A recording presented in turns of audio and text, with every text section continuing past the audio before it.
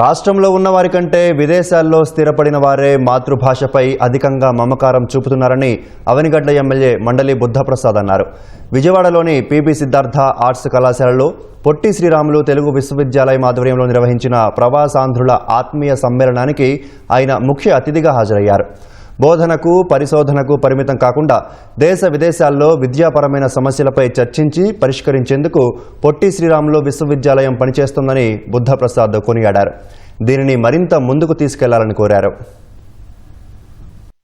రాష్ట్రాలు ఇతర దేశాల్లో ఉన్నంత తెలుగు మీద అభిమానం కానివ్వండి మన దగ్గర తక్కువ.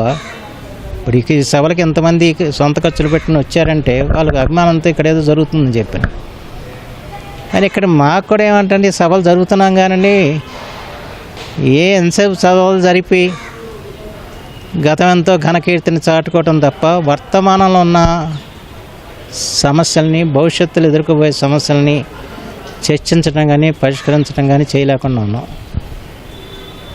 అది కొంత మా బోటాలకు అసమ్మతి కలిగిస్తున్న అంశం. అందరికి కూడా అదే వచ్చిన తర్వాత ఆనందంతో వస్తారు. ఇవన్నీ ఏదైనా మనం చర్చించేదని కొంత పరిష్కారం చేసుకుంటే బాగుంటుంది కదా అని చెప్పి అనుకుంటారు.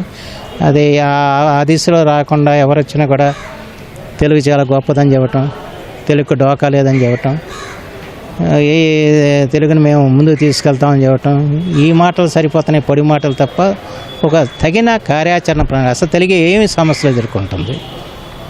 ప్రధానమైనది ఏంటంటే విద్యాబోధనలో తెలుగు ప్రధానం.